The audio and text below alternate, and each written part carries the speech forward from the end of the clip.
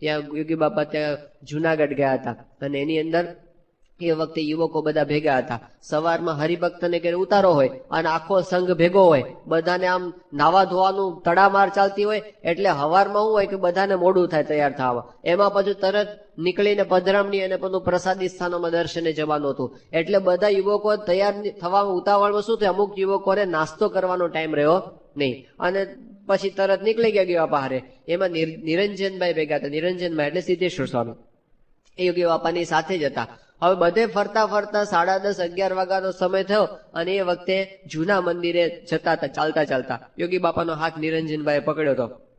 એમાં એક યુવક આવ્યો અને ધીમે કરી અને નિરંજનભાઈના કાનમાં આવીને કે તને ભૂખ નથી લાગી?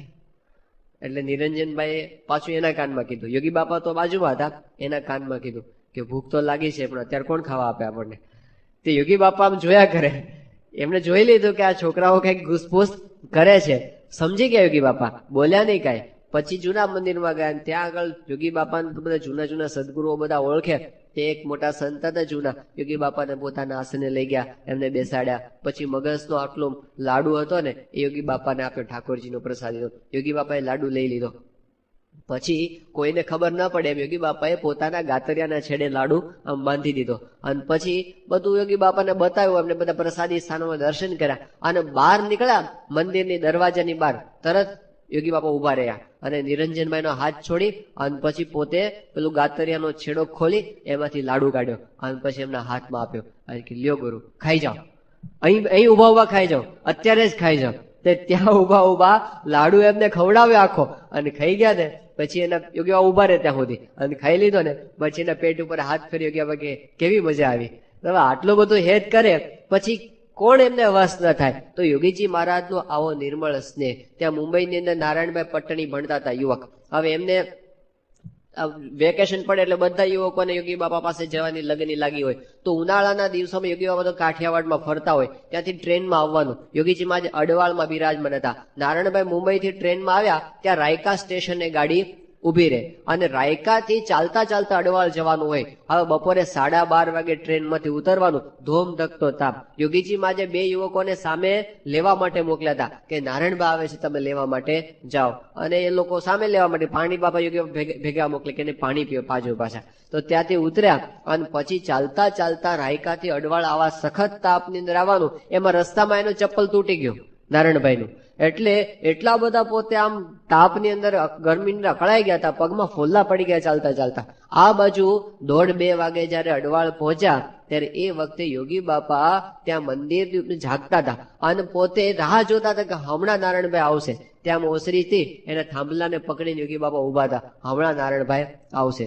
અને એમાં નારાયણભાઈનો પ્રવેશ થયો મંદિરની અંદર અને યોગી બાપા એકદમ ખુશ થઈ ગયા કે ભલા ભક્ત દોહેલા મળવા દાસ, ભલા ભક્ત ભગવાનના જીવન પ્રાણ આવી ગયા.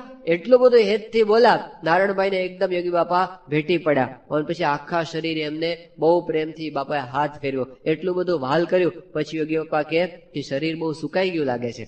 પછી પાછા કે ચિંતા કરશો નહીં, આપણે જગતની ગંધ કાઢી નાખવી છે. તો આટલો બધો સ્નેહ કરી કરી અને યોગી બાપા બધા યુવકો, હરિભક્તો, બાળકો આખા સત્સંગને આમ હિલોળે ચડાવી દીધો.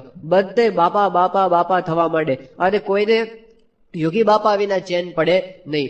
એટલો બધો યોગી બાપાએ આખા સત્સંગને પોતાની મૂર્તિના આકર્ષણની અંદર લઈ લીધો હતો. તો યોગી બાપાનો એક આ નિર્મળ પ્રેમ એ જબરજસ્ત એમની તાકાત હતી. અને ત્રીજી એક મહત્વની વસ્તુ યોગી બાપામાં હતી, એ હતો એમનો અતિશય ઉત્સાહ. આ સત્સંગ વધારવાનો એટલો બધો ઉત્સાહ યોગી બાપાને, એમના સંકલ્પો બધા આમ બ્રહ્માંડ ભરાય એવા બધા યોગી બાપાના સંકલ્પો. ક્યારેય મોડી વાત નહીં. આમ ગમે એટલી બીમારી હોય તો પણ યોગી બાપા તો અડધી રાત્રે ઉત્સાહ ઉત્સાહ અને ઉત્સાહ કે મને તો એક રોટલો ખાવા મળે તો પણ ખાઈને સુઈ રહું, પણ શાસ્ત્રીજી મહારાજની સંસ્થા વધે એના માટે દાખલો કરું. યુવકોને કે તમે પ્રાર્થના કરો, આપણે જો આમ સાજા થઈ જઈએ તો રોજના 10 ગામડા હજી આપણે ફરવા છે અને ગામડે ગામડે આ સત્સંગ કરાવો છે. આટલો બધો યોગી બાપાનો ઉત્સાહ અને સંકલ્પો કેવા. 1959ની સાલમાં યોગી બાપા પોતે નડિયાદની અંદર હતા અને સામે યુવકો બેઠા. તમે કેટલા યુવકો, 5-7 યુવકો એ વખતે બેઠા હોય, પણ યોગી બાપાના સંકલ્પો કેવા. બધા યોગી બાપા કે યુવકોને કે યુવકો એવો સંકલ્પ કરો કે આખું બ્રહ્માંડ અક્ષર પુરુષોત્તમનું ભજન કરતું થાય. માયા નીકળી જાય, બધાને મહારાજના સ્વરૂપનું જ્ઞાન થાય, મોક્ષ માર્ગે ચાલે, આખા દેશમાં ગુણાતીત જ્ઞાન પ્રવર્તે, યુવકો દ્વારા આફ્રિકા, લંડન, જર્મની જાગૃત થાય. પછી યોગી બાબા કે યુવકો ઇંગ્લિશમાં અને ઉર્દુમાં વાત કરે એવા યુવકો તૈયાર થાય. ઇંગ્લિશમાં તો સમજ્યા, પણ બાપા કે ઉર્દુમાં વાત કરે એવા યુવકો તૈયાર થાય. બાપાને જાપાને રંગી દેવું, જર્મની રંગી દેવું, બધાને રંગી દેવા. આટલા ઉચ્ચ કક્ષાના યોગી બાપાના સંકલ્પ. એક વખત તો યુવકોને કે બાપા કે બધા યુવકો તમે બધા ભણી ગણીને તૈયાર થઈ જાઓ, આપણે છે ને આખા બ્રહ્માંડને નિર્દોષ કરી મૂકવું છે.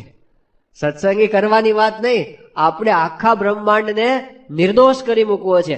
આટલા ઉચ્ચ કક્ષાના યોગી બાપાના સંકલ્પો કે બધાને ભ્રમરૂપ કરી દેવા છે.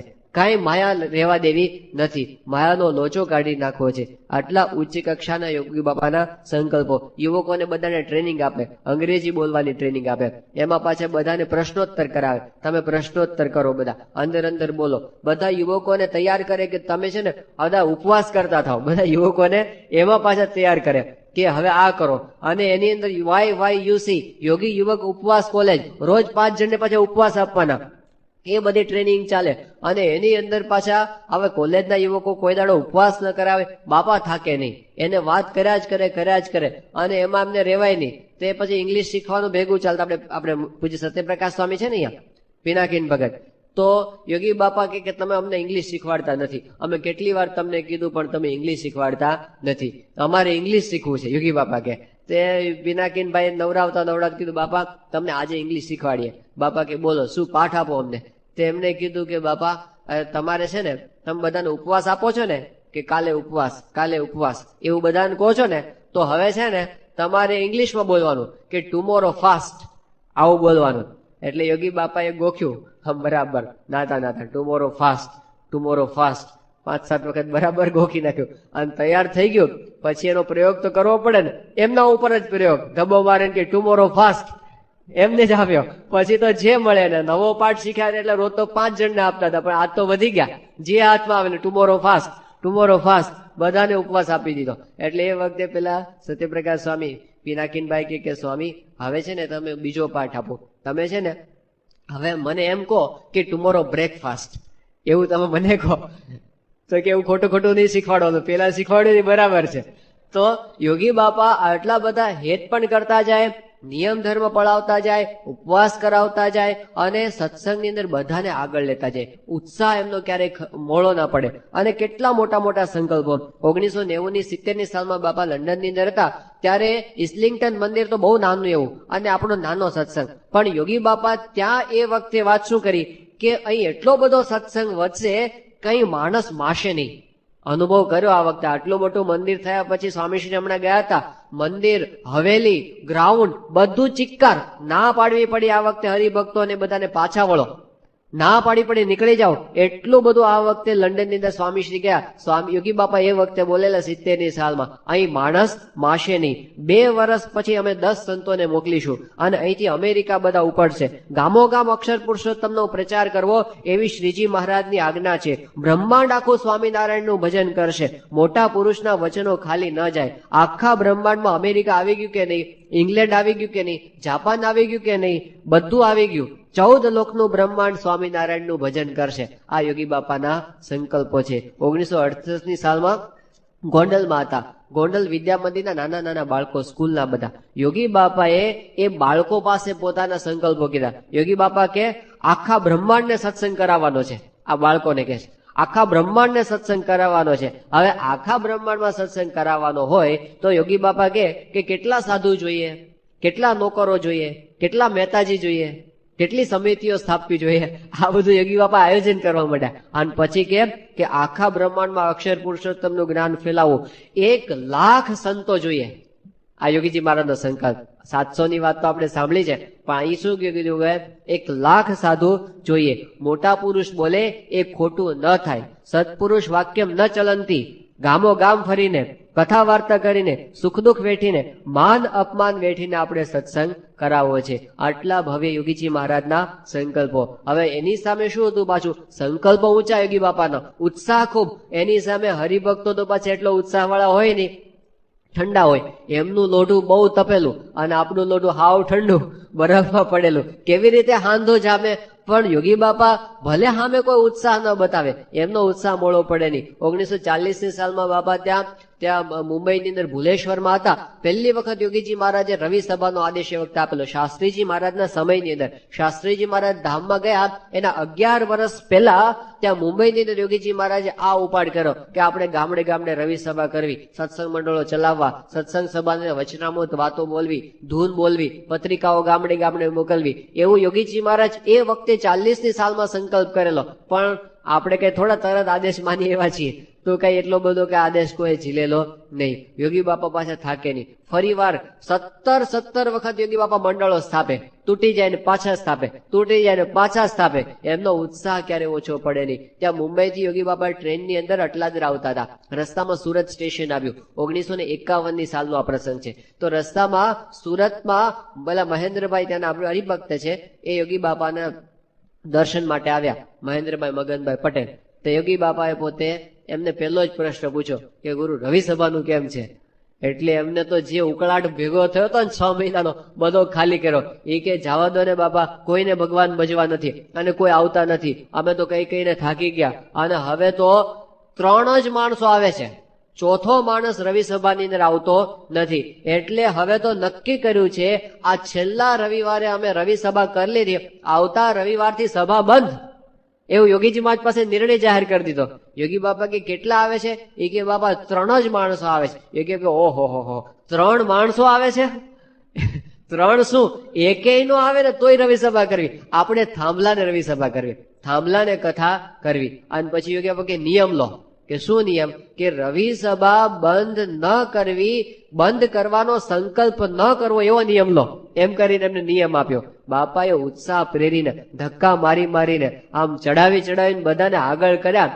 આજે સુરતનો સત્સંગ તમે જઈને જુઓ, 5000 માણસ, 7000 માણસ, બાપા હોય ત્યારે 15000 માણસ. રવિ સભાની અંદર જે દેખાય છે 3 નહોતા આવતા, એમાંથી આટલે સુધી પહોંચ્યું છે એના મૂળની અંદર યોગી બાપાનો આટલો બધો ઉત્સાહ. ચાલુ મંડ્યા ને મંડ્યા રહ્યા, એનું રિઝલ્ટ આજે આપણને આટલું બધું દેખાય છે. ગોંડલથી 1953માં યોગી બાપાએ પત્ર લખ્યો પ્રકાશમાં, વટ હુકમ નંબર 1. શું વટ હુકમ નંબર 1? રવિ સભાની અંદર જવું, શીર સાટે આ આજ્ઞા પાળવી. એવું યોગી બાપા ત્યાં આગળ લખ્યું હતું. એક નવી પ્રણાલિકા હતી સંપ્રદાયની અંદર સ્થાપવી, બધાને અઘરી પડે, પણ યોગીજી મહારાજના ઉત્સાહથી આ સંપ્રદાયની અંદર એ વસ્તુ પણ પ્રચલિત થઈ. અને બીજો એક યોગીજી મહારાજનો આપણને ઉત્સાહ દેખાય, એ હતો એમનો સાધુ કરવાનો ઉત્સાહ. 1953ની સાલમાં ગોંડલમાં અક્ષરદેરીમાં યોગી બાપા પૂજા કરતા હતા અને વિનુભાઈ અને રમણભાઈ, વિનુભાઈ એટલે મહંત સ્વામી, રમણભાઈ એટલે ડોક્ટર સ્વામી, એ બંને અક્ષરદેરીમાં પ્રદક્ષિણા કરતા હતા. યોગી બાપાએ બંનેને પાસે બોલાવ્યા અને પછી ત્યાં બેસાડી અને એમને યોગી બાપા કે આપણે 51 યુવકોને સાધુ કરવા છે. પહેલી વખત યોગી બાપાએ પોતાનો સંકલ્પ જાહેર કર્યો કે યુવાનોને આપણે સાધુ કરવા છે. અને 61ની સાલમાં આપણે ગઢડામાં કળશ જયંતિ થાય ને, કળશ મહોત્સવ, એ વખતે આપણે આ કામ કરવું છે. એમને કીધું તમારે એમાં સાધુ થવાનું છે. પહેલી વખત શબ્દો નાખ્યા. ડોક્ટર સ્વામી કે હું તો ના જ પાડતો. જયારે યોગી બાપા કે ને તિલક ચાલો કરવાની ના પાડતો, એ સાધુ થવાની ના પાડે? યોગી બાપાને તિલક ચાલો કરવાની ના પાડે. યોગી બાપા કાગળ લખે કે ગુરુ તિલક ચાલો કરજો. રમણભાઈ ના કરે. એ કે બાપા તમે કહેશો ને તો હું ઉપવાસ કરીશ, પણ તિલક ચાલો નહીં કરું. આટલું બધું. તો યોગી બાપા મંડ્યા રહ્યા. તે તિલક ચાલનો શું, અત્યારે તો આપણે જોઈએ છે ડોક્ટર સ્વામીને ક્યાં પહોંચાડી દીધા. તો યોગી બાપાનો ઉત્સાહ એટલો બધો, એમ કરીને એમને સાધુ બધાને વાતો કર્યા જ કરે, પાછા પડ્યા નહીં. 68ની સાલમાં એવું થયું, યોગી બાપા કલકત્તામાં હતા અને 2 પંજાબી યુવકો આવ્યા યોગી બાપા પાસે, પંજાબી. તો યોગી બાપાએ વર્તમાન ધરાવ્યા. પછી યોગી બાપા કે દારૂ માંસ ન ખાના, દારૂ માંસ ખાવાનો નહીં, લ્યો વર્તમાન લ્યો, આપકા નામ ક્યાં હે, નામ પૂછ્યું. પછી કે એમ નિયમ લેજો હવે. અને પછી યોગી બાપા કે સાધુ બનના હે. હા, પેલા સાધુ છે એ ખબર નહીં. પંજાબી છોકરાઓ તે કોકે કીધું બાપા આ તો માંસ મુકતા નથી, હજી દારૂ છોડાવવાનો બાકી છે, તમે સાધુ બનવાની. યોગી બાપા કે થાયેગા, એ થાયેગા, થશે એટલે ગમે ત્યારે પણ થશે. આટલો બધો એને પણ યોગી બાપા કે રંગી નાખવા છે.